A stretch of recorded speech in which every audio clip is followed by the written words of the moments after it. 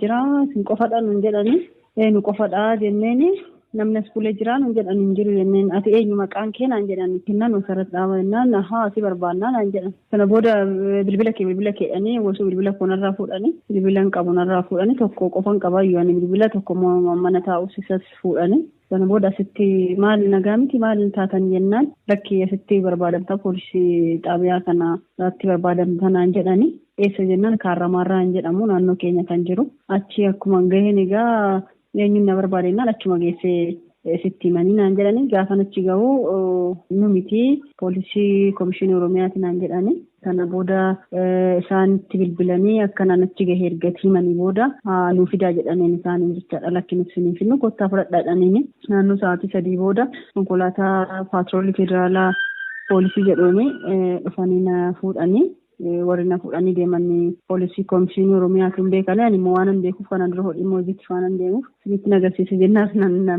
tole hin jenne dhumarratti naannaanii argatanii kallattii isaatti agarsiiseen ture gaafa achi geenyu nama maqaa dhahanii balutti kennu jedhaniin suni hin jiru. Sana booda sa'aatii dheeraa booda maaf nama akkasuma jettanii achi geessanii immoo akkas jettanii waliin jedhanatti fakkaata yoo shakku sana booda turanii nama achi jirutti bilbila koo kennanii deemanii sana booda achiin ture achi booda konkolaataan dhufee gubbaarra koreen jedhanii gubbaarra koreen garam deemna jedhees warra poolisoota gubbaarra jiran warra dheeraa turanii silaa akka seeraatti dubartiis wajjin deema isaan gabbinaa keessa jiru gaafannaan hin beeknu nuti naan jedhani sana booda ilman deeme callisee gara galaan ta'uu akkuma galaan ga'uun beekee jechaadha akkasitti na qabate. Mee turtiin kee mana hidhaa maal fakkaata ture miidhaan qaamaa yookiin reebichi dararaan sirra ga'ee jira?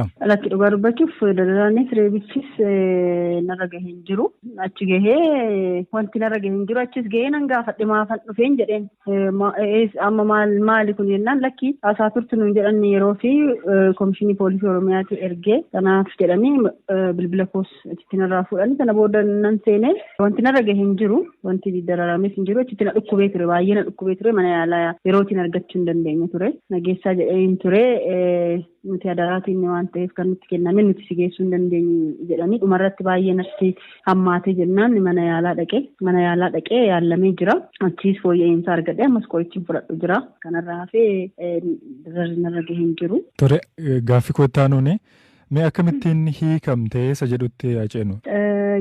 Anatu iyyatni kiyya kunis egaa ergan achi taa'ee booda torban 2 taa'eenii akka seeraatti egaa yooniin yakkamtu ta'ee akka seeraatti sa'aatii 48 keessatti yoo xiqqaate sa'aatii sana fayyadamanii mana murtiitti na dhiyeessu jedhee yaadaa ture jechaadha waan an balleesse stiil hin beeku dhugaa dubbachuuf hin beeku waan an balleesse ture eegee torbee tokko ga'ee guyyaan 2 hin darbee guyyaa 3 hin darbee torbeen tokko hin darbee ammas inuman eegaa ture maaliif haalli biyyattiin keessa jirus hammaataa waan ta'eef tarii jedheen obseetu eegaa ture torban 2 eegeen gaafa torbanni 2 gahu hoogganaa waajjira sanaan gaafadhe jechaadha. Maaliif akka dhufes hin beeku waan balleesses hin beekne hanga ammaatti qaamni natti dhufee kana balleessitee kanaaf dhufte jedhee na gaafates na qorates hin jiru akkanatti taa'uun kun maal jechuudha nuti asitti kan si gargaaruu dandeenyu maatii keetiin akka wal argitu wanta asitti si barbaachisu akka argitu waan hunda sinii mijeessuun alatti dhimma kee nuti hin beeknu kan jedhu deebinnaa kenname sana booda guyyaa 27ffaa koorratti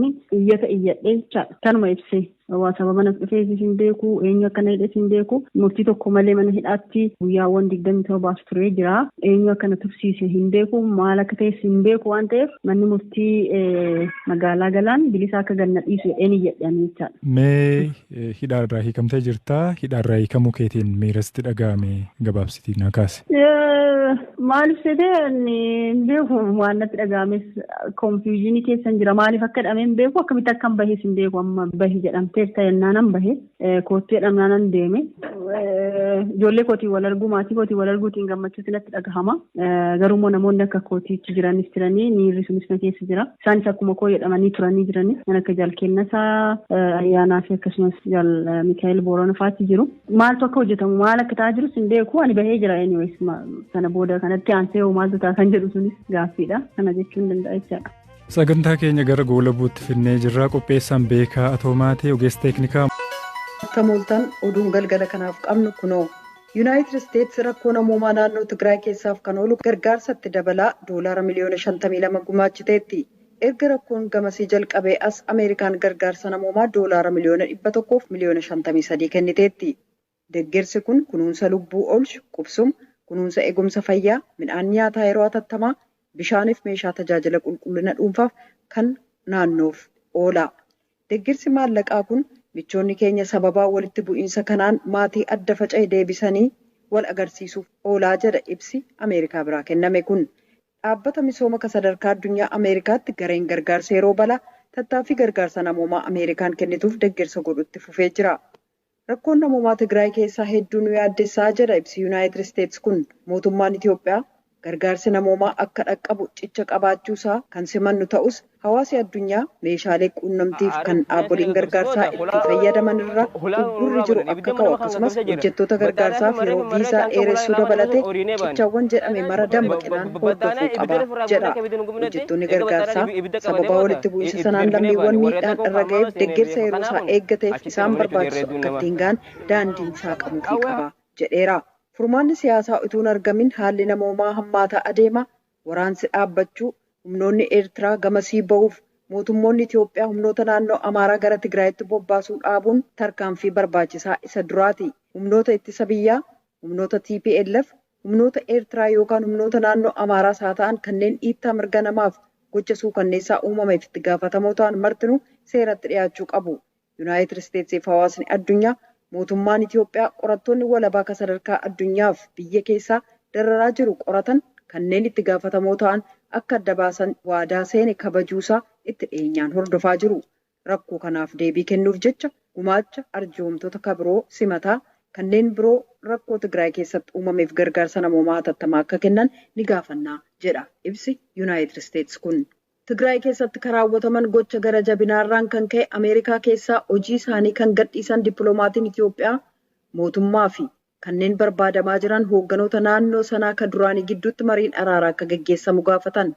Birhaanee Kidaane Maariyaam Waashingtan DC'tti kan argamu Eembasii Itoophiyaatti itti aanaa itti gaafatamaa ergama biyyattii kan turan hanga jalqaba baatii bitootessaatti hojiirra turan. Kamisa ganama Associated Press waliin gaaffiif deebii geggeessaniin waraansi yeroo dheeraaf Tigraay keessatti geggeessamu uummata naannoo sanaa miliyoona 6 ta'u dhabamsiisaa jira jechuun akeekkachiisan. Maree araaraaf dursa kennuutu nurra jira jechuudhaan waliigaltee araaraa malee nagaan bu'uu hin danda'u jechuudhaan furmaate tokkichis sana jedhaniiru. Ittaantu pireezidantiin Taanzaaniyaa Saamiyaa Suluhu Hasan pireezidantii biyyattii ta'uun sirna kakuu galuu raawwatan.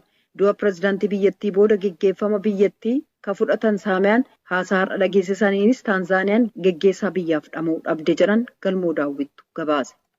Taanzaaniyaan roobii darbe erga pireezidantiin biyyattii Joon Maagufuli du'an booda har'a ittaantuu isaanii pireezidantii gochuu muuddee jirti. Pireezidantii mana murtii biyyattii ittaantuu Maagufuli Saamiyaa Suluhu Hasan pireezidantii Taanzaaniyaa akka ta'anuu fi sirna kakuu seensisuu masaraa Daaree Salaamitti gaggeessanii jiran. Sirna kakuun boodas pireezidantii Saamiyaan deebiin du'a Maagufuliin gadditti dhaga'ame ibsanii biyyi isaanii Taanzaaniyaan gaggeessaa biyyaaf dhama'uu dhabdee jedhan. Dabalaniis pireezidantii Maagufulii irraa muuxannoo fudhachuu eeranii eega rakkoon gaggeessummaan biyyattii mudatullee hin jiru jedhan.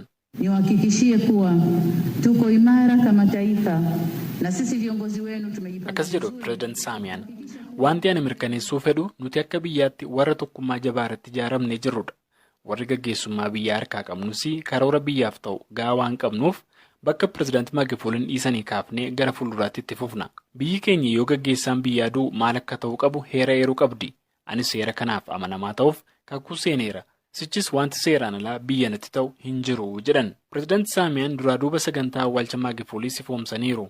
Boruu reeffi Maagufulii gara waldaa kiristaanaa Phexrositti gaggeeffame sirni kadhannaa erga ta'een booda duuba sagantaan kaanis itti fufaa jedhan. Achis guyyoota 5 dhufan kana gara Dodoomaa immoo haaraa geeffame saboonni biyyattii kaanis erga nagaatti jedhaniin booda bitootessa 25 bara 2021 bakka dhaloota isaanii chaatuutti sirni awwaalcha Maagufulii akka gaggeeffamu beeksisani. Har'a pireezidantii Taanzaaniyaa akka ta'an Saamiyaa Hasan amajjii 27 bara 1960 Zaanzibaaritti dhalatan.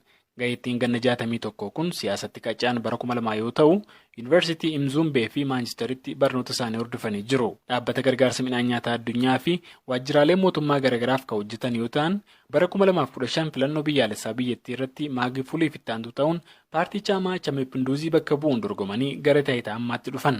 Saamiyaa Hassan Taanzaaniyaaf pireezidaantii dubartii ishee jalqabaa yoo ta'an, gaanfa Afrikaatti immoo Silviyee Kigiinii Burundii fi Saalawarqi Zawudee Itoophiyaatti aansuun dubartii aangoo biyya gaggeessu argatan isaan sadaffoodha. Gabaasa Sagalee Ameerikaaf Galmoo Daawit, Naayiroobii. Oduun ammaaf qabu kanuma. Kadhagaa jirtan as Waashingteen DC irraa kan dabru raadiyoo Sagalee Ameerikaa sagantaa afaan Oromooti.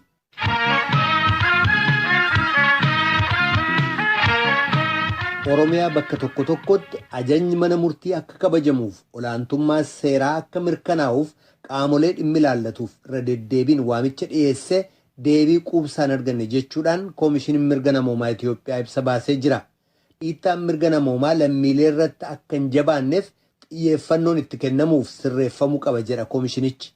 Ibsa kaleessa baaseen kan kana dubbate koomishiniin mirga namoomaa Itoophiyaa namoonni manni murtii aanaa magaalaa Jimmaatti ban akka hiikamaniif murteessee ture Mohaammed Deeksisoofaa hanga yoonaa akka hin hiikamiin eeree jira. Gama biraatiin eega ibsi koomishinichaa bahee booda kanneen Jimmatti hidhaman sana keessaa Daayirektarri Koominikeeshinii Yuunivarsiitii Jimmaa Dr. Wandimuu Laggasaa eega manni murtii murteesse guyyaa afuraffaatti har'a gallakkisamuu isaanii abukaatoon isaanii beeksisanii jiru. Tsaayii Daamxootuu Finfinneerraa gabaase. Koomishiniin mirga namoomaa Itoophiyaa akka ibsetti ajajni mana murtii kabajamuu dhabuun baay'ee yaaddessaadha. Sababa adda addaatiin mana hidhaatti kan argaman namoonni hedduun manni murtii wabii yookaan ammoo bilisaan gadi yoo dhiisu poolisiin ammoo ajaja sana kabajee hiikuu dhiisuun Oromiyaa keessatti amaleeffatamaa akka dhufe ibseera koomishinichi. Obbo Imaad Abdulfattaa gorsaan mirga namoomaa koomishinii mirga namoomaa Itoophiyaati. Ajajni mana murtii fi olaantummaan seeraa akka kabajamuuf qaamolee dhimmi ilaallatuuf si'a baay'ee waamicha gooneerraa fi jechuun ibsu. Hidhamtoonni iddoo garaagaraatti haala ajaja mana murtii faallessuun hidhaa irra jirantu jira. Bakka garaagaraatti hidhamtoonni kun hundi isaanii akkaataa seerri ajajuun olaantummaan seeraa kabajamee ajajni mana murtii kabajamee hidhaarraa haa hiikaman waamicha godhu jedhu gochaa turre irra deddeebine ammas rakkoon sun hin furamne. Namootni manni murtii akka hidhaarraa hiikaman ajajni kennameef wabiin eegameef galmeen isaanii cufameetu akka gadi lakkifaman ajajame hedduun isaanii ammas mana hidhaatti jiru. Ajajni mana murtii kabajamaa hin jiru ammas irra deebinee nuti kan jennu ajajni mana murtii haa kabajamu namootni kun gadi haa dhiifamanidha kan jennu ammas irra deebinee kanaan duras dhimma hidhamtoota Mohaammed Deeksisoo fi hidhamtoota isa fakkaatan hedduun hidhamanii magaalaa Jimmaatti hidhamanii jiran ilaalchisnee akkaataadha ajaja manni murtii kenneen ajajni manni murtii kabajamee hidhamtoonni kun akka gadi lakkifaman waamicha goonee turre haaluma wal fakkaatuun isaan qofa osoo hin ta'in hidhamtoonni iddoo garaagaraatti haala ajaja mana murtii faallessuun hidhaa irra jirantu jira. Wanti fooyyee jiru jechuun ni danda'ama gabaabumatti.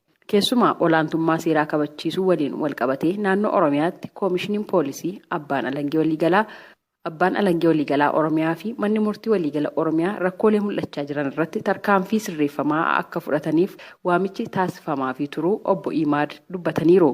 Rakkoo olaantummaa seeraa gaafii guddaa keessa galchaa jirudha. Baratama ta'aa jira jechaadha. Namootni miidiyaa irratti hin beekamne maqaan isaanii kan hin dhahamne access kan itti dhorkatamne dubbisuu kan hin dandeenye namoota hedduutu jira mana sirreessaa keessa.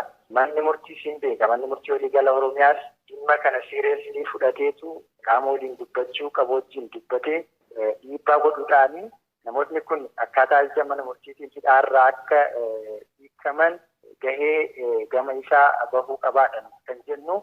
Kuni olaantummaa seeraa gaafii guddaa keessa kan galchaa jirudha. Bilisummaa mana murtiis gaafii guddaa keessa wanta galchaa jirudha jechaadha. Tibbana magaalaa Jimmaatti hidhamanii kan jiran Mohaammed Deeksoo fi namoonni kanneen biroo lama yeroo lammaffaadhaaf manni murtii mirga wabiin akka gallakkifaman murteessee fi osoo hin hiikamin hafuu fakkeenyummaan kaaseera. Koomishiniin mirga namoomaa Itoophiyaa. Abukaatoon namoota kanneenii obbo Obsinaan Girmaa akka ibsanitti maamiltoota isaanii manni murtii akka hiikamaniif erga ajaja dabarsee har'a guyyaa afuraffaadha. Har'a namoota sadan keessa Dr. Wandimuu Laggasaa hiikamuu abukaatoon isaanii ibsaniiru. Hanga irraa wanti haaraan jiru Dr. Wandimuu Laggasaa har'a akka gadi lakkifamu murteessanii bahee gara mana isaatti deebi'eera jechaadha. Jarreen kaan gaamaaf hin baane isaaf garuu wabii dabalataa